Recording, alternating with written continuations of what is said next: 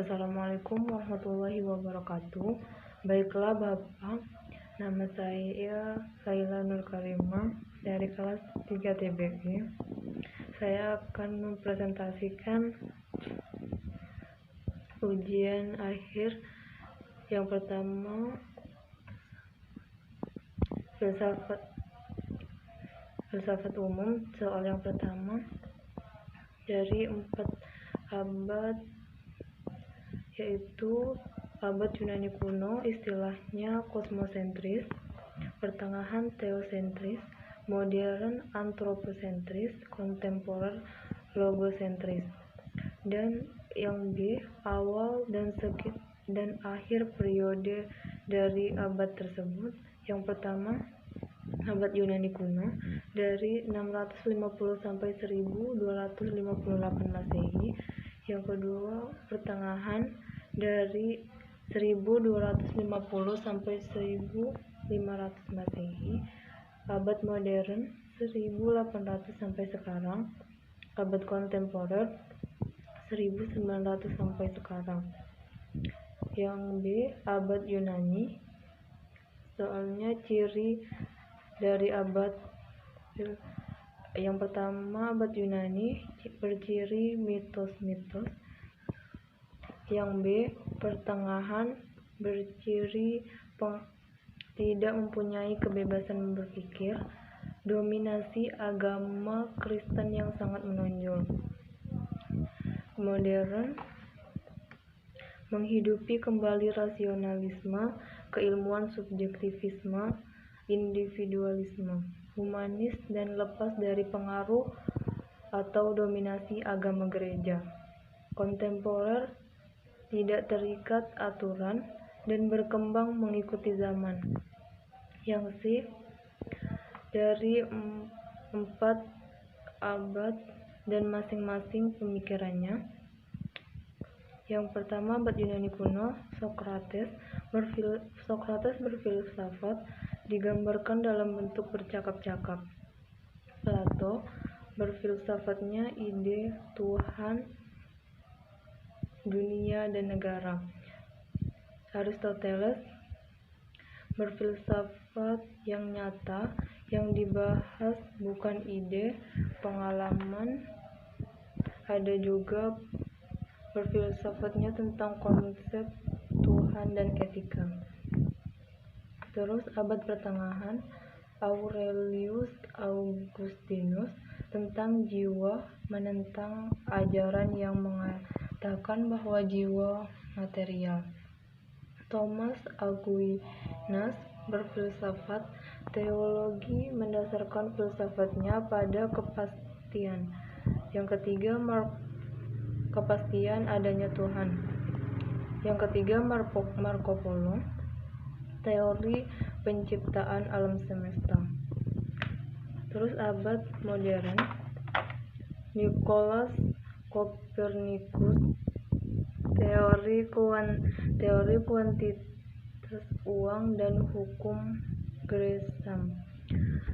Yang kedua, Immanuel Kant, pengalaman dan kearifan akal budi.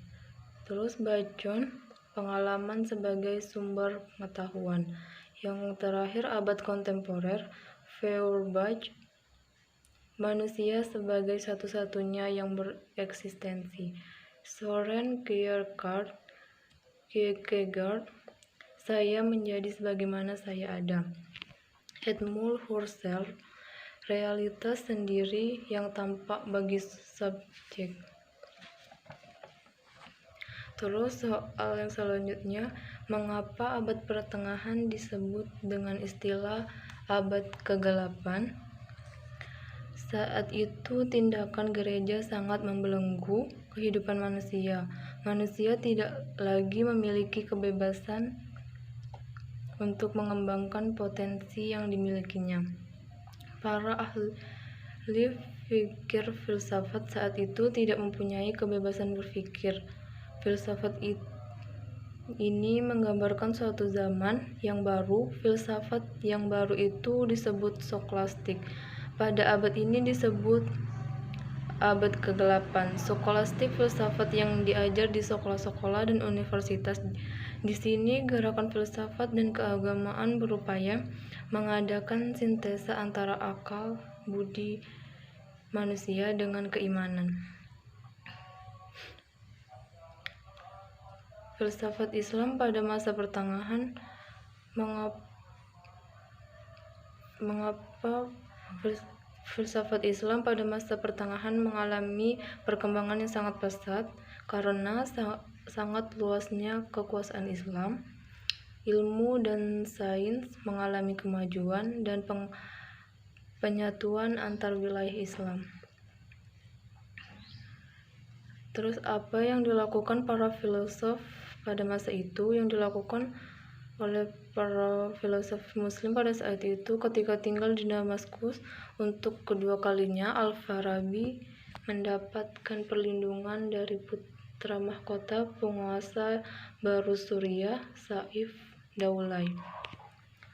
Soal selanjutnya, 5 filosofis abad pertengahan serta keahliannya. Yang pertama, Marco Polo. Tulisannya kaya dengan informasi geografis hasil perjalanan dan dari 17 tahun di Cina. Hilda of Villoy, ia memberi nasihat dan dorongannya bagi orang sekitar. Desiderius Erasmus, seorang editor pertama New Testament. Joan of Arc, seorang pahlawan visioner. Thomas Aquinas membuat sintesa teologi agama Kristen. Yang ketiga, apakah pendapat Islam tentang filsafat dibolehkan atau tidak?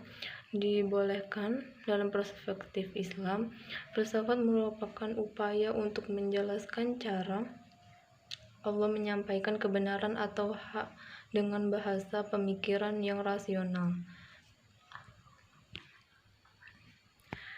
Dalam Al-Quran Ar-Rum ayat 8, awalam yatafakkaru fi anfusihim ma khalaqallahu samawati wal ard wa ma bainahuma illa bil haqqi wa ajalim musamma wa inna katsiran minan nas bil liqa'i rabbihim lakafirun.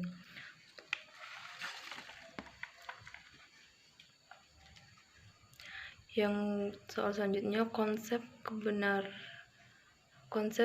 kebenaran realitas oleh masing-masing aliran filsafat, idealisme dan materialisme. Thomas Hobbes menyangkal adanya jiwa atau roh, karena keduanya hanyalah pancaran dari materi. Contohnya, tidak menyetujui jika orang memberikan suatu alasan menggunakan idenya, karena itu adalah materi. Hegel mementingkan rasio, akan tetapi dikatakan demikian kita mengerti maksudnya. Contoh, ketika orang menggunakan akalnya, kita juga harus mengerti maksudnya. Soal yang selanjutnya, jelaskan pemikiran rasionalisme dan empirisme berdasarkan masalah empirisme. Pengetahuan manusia dapat diperoleh dari pengalaman.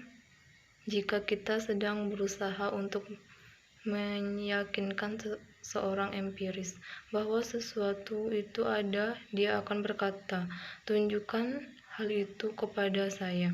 Rasionalisme, akal manusia. Akal manusia, rasio dengan daya pikiran juga merupakan sumber pengetahuan. Pengetahuan didapat dengan akal, tulisannya diukur dengan akal pula. Dicari dengan akal ialah dicari dengan berpikir secara logis. Kelebihan rasionalisme mampu menyusun sistem kefilsafatan yang berasal dari manusia, matematika dan kebenaran rasio diuji dengan verifikasi logistik konsistensi logis. Kelemahan rasionalisme. Doktrin filsafat rasio cenderung mementingkan sehingga titik kebenaran subjek dan pada objek, memahami objek di luar cakupan rasionalitas, sehingga titik kelemahan tersebut mengundang kritikan tajam. Kelebihan empirisme. Pengalaman indera merupakan sumber pengetahuan yang benar. Kelemahan indera terbatas. Indera menipu objek yang menipu indera, dan objek sekaligus.